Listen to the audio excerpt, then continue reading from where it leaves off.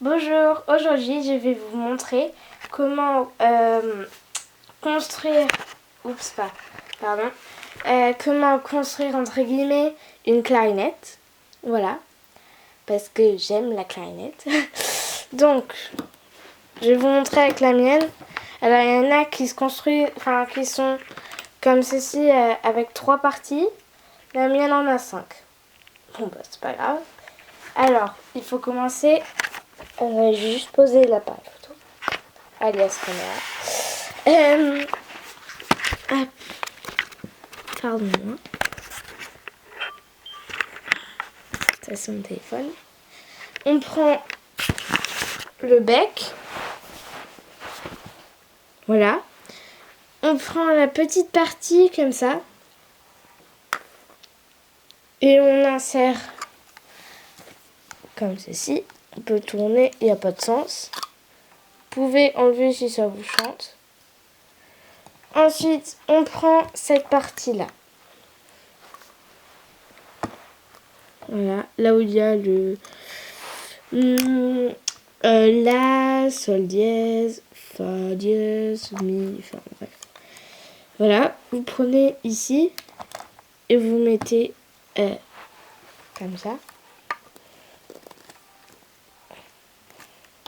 Ensuite, prenez cette partie, là où vous mettez votre doigt. Voilà. Vous l'insérez et faites en sorte que, je sais pas si on voit bien. Non, on ne voit pas bien. Les deux parties, vous voyez là, alors on voit pas bien, mais il y a, je sais pas comment vous dire. Bon, c'est pas grave. Il faut que les trous fassent une ligne. Voilà, que les clés, pardon. Mais je dis ça pour les débutants. Attendez juste. Voilà. Les trous forment une ligne. Et ensuite, on branche le pavillon. Et votre clarinette est prête. Attendez juste. À l'usage. Alors, explication des différentes parties de la clarinette. Je vais poser l'appareil photo autre part.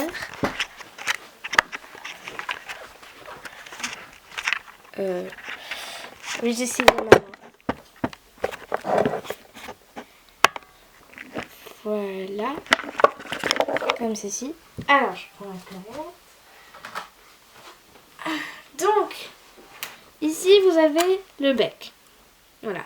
Alors ça, je sais plus, je crois que c'est une armature. Il me semble, mais je suis plus sûre. Là, vous avez l'anche qui est en bois de roseau. Vous avez différentes épaisseurs d'anches. Par exemple, si vous allez dans votre magasin de musique, vous demandez des anches pour clarinette 2, 2,5. Ça correspond à l'épaisseur. Il est plus facile de jouer avec une anche fine, mais le son peut être moins bon. Voilà. Sur mon saxophone, j'ai des hanches 2,5. Voilà. Donc, ça c'est le bec. Ensuite, cette partie, je sais pas. Peut-être le bocal. Au saxophone, on a un bocal. Là, toutes ces petites touches, là, les trous, ce sont des clés. Et là aussi, toujours. Voilà. Vous avez la clé d'octave ici. Celle qui permet d'aller dans les aigus. Là, vous avez une autre partie. Voilà.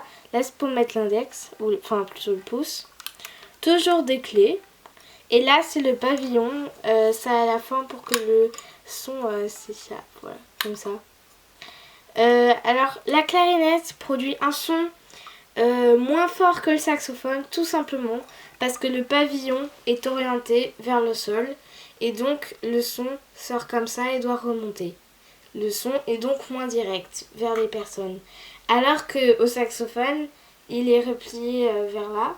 Et donc le son va tout de suite chez les personnes, ce qui fait qu'il a un son plus puissant et donc plus fort. Pour vous montrer le son d'une clarinette, bon, le son de mon appareil photo n'est pas génial. Je vais vous jouer une partie d'un morceau. Alors j'espère simplement que jusque-là mes explications vous ont servi. Voilà.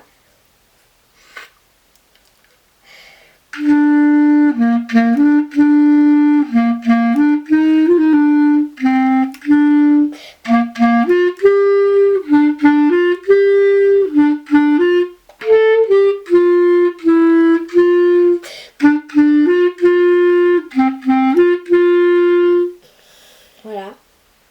Pour les connaisseurs, c'est bien la valse opus 39 numéro 15 de Brahms. Voilà. Et pour les non-connaisseurs, c'est aussi ça. Saleté de téléphone. Voilà. Donc j'espère que cette vidéo vous a servi à quelque chose. Bien sûr, c'est pour ceux pour les débutants en clarinette qui ne savent pas comment monter une clarinette comme moi au départ. Je ne savais pas du tout comment monter ma clarinette. Et sur la couverture d'un des livres, enfin d'une des méthodes, il y avait... je vais vous la montrer. Je vais essayer de faire tenir ma clarinette. Donc il y avait l'image de la clarinette qui était montée. Voilà. Donc là, voilà, j'ai appris avec ça. Vite fait. Et puis oui, ça allait. Ça, c'est une assez vieille méthode. Parce que... enfin bref, parce que c'est les vieilles. C'est vraiment... Les méthodes comme ça, c'est plus des études, c'est pour apprendre les notes et pas pour faire des beaux morceaux comme ça. Alors que si vous voulez un livre avec des morceaux, je vous conseille par exemple le Clarinettorama avec des morceaux connus en fait. Il y a des musiques de films, attendez, je vais vous en citer.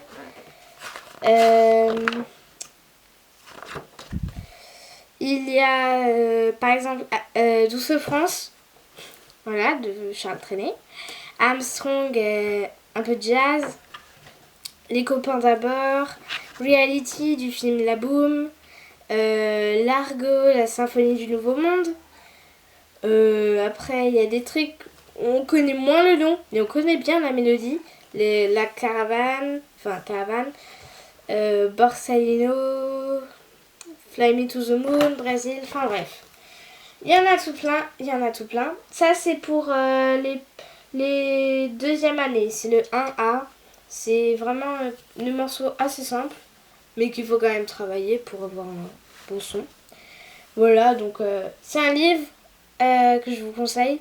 Ce que je vous conseille, mais que j'aimerais bien m'acheter, c'est des livres de musique de film. Ça, on aime toujours. Et des livres de chansons connues, voilà. Par exemple, je sais qu'il existe des livres pour apprendre les musiques d'Harry Potter. Voilà. Voilà, c'était une petite vidéo comme ça. Avis pour les boîtes d'anges. De hanches. C'est assez cher. Ça a augmenté les prix, maintenant c'est vers 25 €. Voilà. Donc vaut mieux acheter une boîte. Et pas 2 ou 3. Parce que ça monte vite. Voilà. Je crois que j'ai tout dit. Si vous avez des questions, n'hésitez pas à m'en poser soit sur mon blog, le lien dans la description, soit en commentaire. Vous pouvez aller sur mon Twitter, le lien dans la description, enfin mon nom. J'hésite à faire une page Facebook, je sais pas. Voilà. Dites-moi si vous avez envie ou pas. Et puis, vous pouvez aimer mes vidéos, vous pouvez vous abonner à ma chaîne YouTube, vous pouvez aller voir mon blog, ce serait bien. J'ai posté un article sur une critique ou pas de Full Metal Alchemist. Je vais vous montrer un tome. Voilà, Full Metal Alchemist. Voilà, si vous voulez voir ma critique, si vous ne savez pas si vous voulez acheter le livre ou pas, vous pouvez aller voir ma critique, moi je vous le conseille. Voilà. Et puis, à une prochaine. Bye.